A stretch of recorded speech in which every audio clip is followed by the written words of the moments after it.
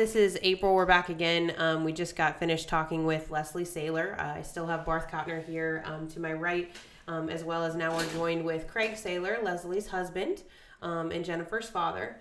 We just got done talking with Leslie a little bit about Jennifer and about her passing, and kind of her experience through that. So wanted to kind of see from being Jennifer's father, can you tell us a little bit about that day that you had found out that she had passed away, and how you felt in those moments and things like that? I can remember I was at work, and I'd been calling home quite a few times and got no answer. And finally, the phone was picked up by Megan, our daughter, and she said that Jen is dead. And I said, "Pardon me?" And I rushed home. People brought me home from work, and when I got to home, Leslie had just arrived also too. They were Jennifer was still in the house. They wouldn't let us see her. We didn't know why. We wanted to see her. And they did take us to the police station. They set us in there for probably about a good 4 hours and talked to us, calmed us down. Police were just fantastic in Reynoldsburg here. They did a super great job of talking to us. It's just one of those things, and from there I've got probably about 2 weeks of my life that I really don't know what happened after that day. Everything's sort of a blur. It's a blank, a lot of things. So. We talked a little bit with Barth earlier about kind of that experience of what happened with Jennifer and being able to help your family out in that situation. One of the things that you've done since Jennifer's passing is been a part of that team here at Kottner Funeral Home, and the team of serving other families now. Can you talk with us a little bit about how helping other families through the funeral home has helped you with your grief? Well, if I could, let me start off with how I really started to work here at the funeral home with Mr. Kottner. Again, if it wasn't for Jennifer, I wouldn't be here right now. I can remember I was working at another part-time job at that time, and Mr. Kottner walked down one of the aisles where I was, and he said, "I didn't know you were looking for part-time work." And I said, "I didn't know I was either." And anyhow, one thing led to another, and I started working here, greeting people, and one thing led to another, and 8 to 10 years later, here I am. But it is really to talk and to help the families that we have to deal with in the time that they are here. You really can't explain or describe the feeling that you get to try to help the people. I've tried to watch Mr. Kottner. You learn a lot by watching, and I've watched him, and I've tried to mimic a lot of the stuff that he has done to take care of the families and to give the families what they need.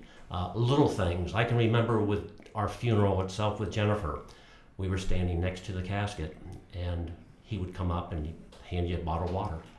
Little things like that, and you see that. It's little things like that that families might remember. And it's just, I'm glad I can help families at their time of need when they're here. Most families don't want to be here. But again, it's inevitable. We're all going to be here one way or another, and it's just good that you can help somebody at that time. As you say, we met out at Kroger one day, and just literally, it was, we got chatting, yeah. And I just said, well, if you want something else, it'd be great to have you. And at that time we had a couple other retired guys with us, and it was a nice way to bring other people in, and in the smallest ways. So what Craig does now is he drives the hearse, he helps people park in cars. If there's a visitation or time, he greets families. What do you see when you do that? What do you see with the families that we serve, just the interaction that you have with them on that side of things? Well, it's hard to describe what you see. I mean, it's just, I can recall back what I saw when I was in that position, and I try to treat them the same way that I was treated. You try to treat them with respect and dignity, and you just try your best to take care of the people's every needs that they are looking for while they're here.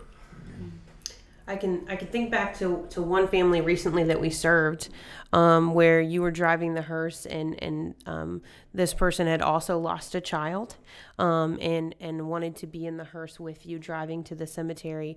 Can you tell us a little bit about how that felt to be able to be with another person who had lost a child and share your story, and how that might have helped you and or that person as well? I did not realize until afterwards how I really did affect the individual at that time.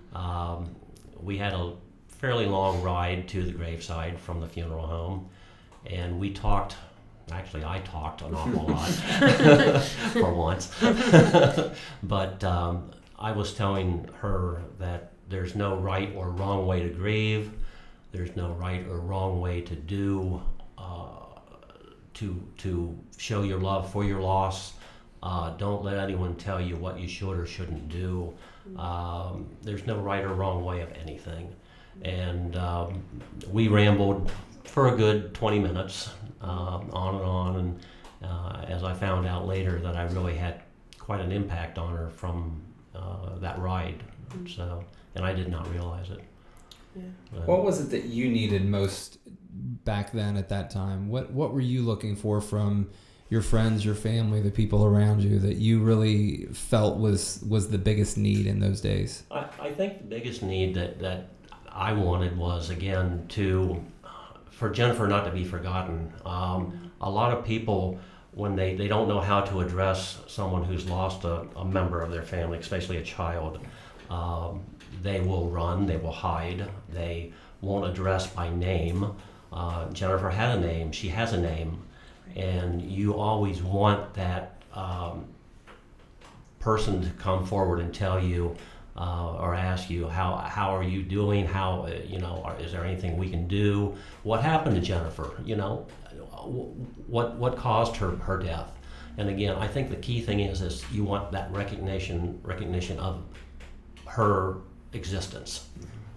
What would you say to the person? I think there's a feeling out there by a lot of people that you seem to be having a good day. I don't want to upset you. You seem to be okay. I don't want to ask about Jennifer. What would you say to that person that's out there that just doesn't know? Should I ask? Shouldn't I? Should I bring her name up? How do I handle that? What kind of advice and guidance would you, as a person that's walked that journey, give to somebody out there like that? A quick answer to that would be go up to them and ask them. Just ask. Don't be afraid to say anything. If you do, it's as if she never existed. So I guess in a short answer would be, please don't be afraid to ask as far as anything about Jennifer in this case, or anyone who has lost a child or a member of the family. Yeah. It doesn't have to be a child itself, but anyone. We talked, like I said previously, with Leslie a little bit, and didn't have the chance to ask her this question, but in the midst of you grieving, you had a daughter who was grieving and a wife who was grieving. So it wasn't just your grief that you were worried about. I know you were also worried about the grief of your family. So is there any advice that you would give to people who are in that situation where they're trying to not just be support for themselves, but also be there for other people and their loved ones while they're grieving in that family setting? I think I don't want to sound chauvinistic, excuse me, Leslie, but as a male figure, I thought it was my responsibility to sort of be being, I guess, not in charge, but to make sure they were okay. The biggest problem I've always had, and still have to this day, there's two, is one, that I did not find Jennifer when she was passed away. It should have been me that found her. And the other thing that I've always regretted is during her service that I didn't get up and give a eulogy. Those are two things that have still kicked me in the backside to this day. I feel that I should have been the protector of both Leslie and Megan. And I think because I didn't find her and Megan did, I failed in that respect, you might say. So. What you say there is really important, and it's a good opportunity to speak to, the men out there a little bit, because our society, women are going to cry, and the men are supposed to be the strong, never shed a tear, but that's really unfair. And I think that's a great burden that gets placed, that we're not allowed or supposed to grieve the same way. So do you think, looking back, that affected how you kind of moved forward? Did you hold more of that grief in by trying to be the strong, supportive dad and husband, or did you find that you could have done something a little different at that time? I think you can always feel that you could have done something different. Leslie and I, we had a very, very, very good support group of the two of us. In the death of a child, a lot of times you will grow, one of two things will happen. You either grow apart or you grow closer. We grew closer, and I think that bond really, Jennifer brought that all together for us. But I shed many a tear. I mean, I'm not going to say I didn't. There's many nights I cried myself to sleep. And but did you do that more in silence and alone, though? Mainly in silence. Yes. Yeah. There was many a nights I know that I'd go downstairs and I couldn't sleep and I'd cry. So I don't know if Leslie knew that or not, but But. She probably didn't. She was probably so busy still in her own grief. I mean, again, that's exactly. so hard, and that's why, again, you kind of give us an opportunity to share why we're doing this, is to let people know they're not alone. And even, again, a husband and wife that may have the best relationship, they still feel that they're trying to be strong for the other one when they need to just kind of be together as much as they can too there. So that's what this is about, trying to find ways to let people know that what they're thinking and feeling is normal, and they need to try to find their way to grieve. Again, as I've said before, there's no right or wrong way. However you need to grieve is the way you need to grieve. So everyone is different. Sometimes I think, though, there may be some lines that people cross. Leslie shared about her camping out at the gravesite, and that seems still reasonable and healthy. Did you see any time where you or she felt like you might have crossed a line where it was unsafe or unhealthy, that you may have needed to seek out further help or anything like that? We did seek out other help. Good. We had some therapy that we went through, individual and group. As something that we had to do, as probably for a good 6 months or so after the death of Jennifer. We went through a lot of therapy. And it was very helpful. It helped us all. And again, I would, a lot of people feel that therapy is not good. It's a taboo. It's bad. Therapy is good. You need to let out your inner feelings. Yeah, and there's professionals that can really help to expand on how to do that in a safe and controlled way too. So yeah. Exactly. Definitely. There's so many different resources, and as Barth was talking about, the reason that we wanted to do this was to be able to let other people know that they aren't alone in the midst of their grief journey. Everybody does grieve differently. So I think that I would just ask you, Craig, is there anything that you would, we've had some families recently, and I'm sure there are families out there who have lost a child recently. Are there any words that you would give them in the midst of their grief right now, of moving forward, of looking to the future and what's going to happen, and how, and tell a little bit about how you've kept Jennifer's name alive and been able to do that in your own way that helps you move forward? In keeping Jennifer's name alive, we were able to establish a couple of different scholarships at Capital University, where she was getting ready to go into her senior year at Capital and then go into law school. So to keep her name alive, we established a scholarship in her name, as well as a award for convocation. It's my understanding that we were the first family to do both at Capital.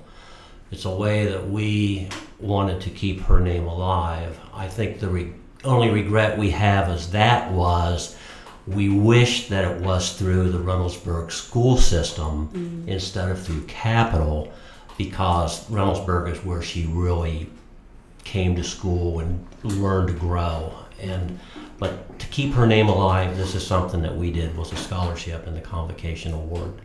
I also, the year after she passed away, spoke to the incoming students at Capitol in their auditorium and let them know that the Capitol family was alive and well, and that they are a family at this point.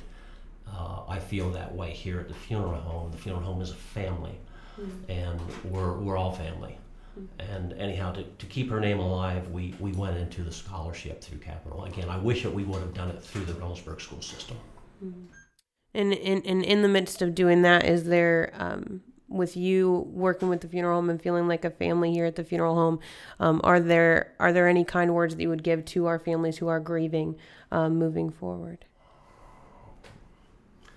Well, I really, honestly, I don't know what I don't have an answer to that. Again, everyone will be different.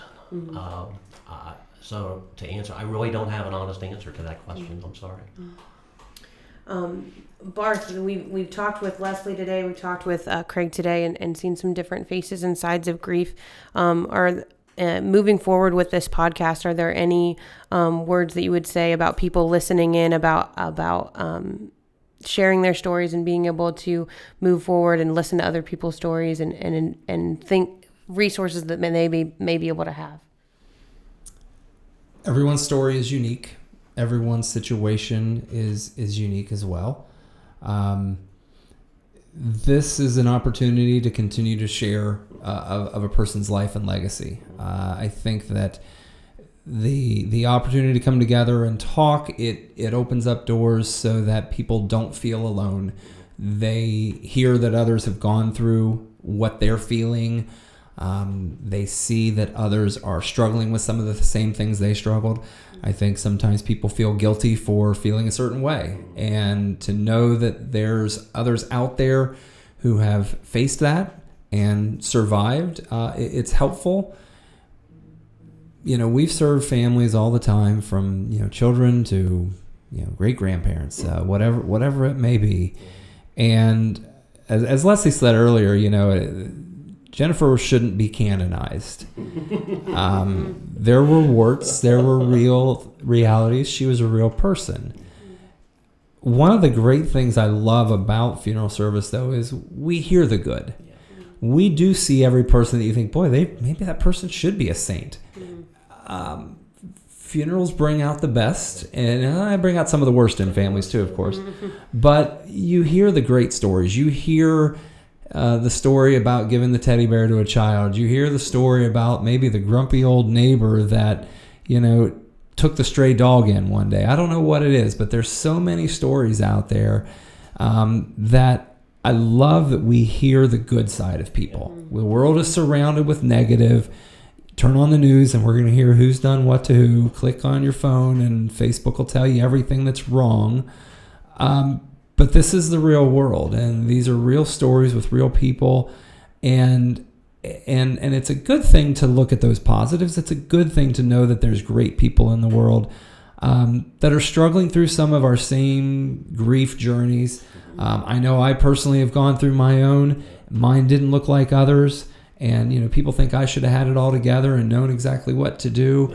I was probably the worst of anybody when it came to my grief. I struggled a lot with the loss of my parents. So I think that this provides a good opportunity, and I hope it's a safe atmosphere where people understand we're here to be a resource. We're here to let families share so that someone out there can be touched and try to see a way that their life is going to be okay, that they can kind of cope and know that they're not alone in what they're thinking and feeling. It's not a quick fix. It's a long-term fix. It takes time. Time will heal, but as you mentioned, Leslie had apparently mentioned about her not cantonize her.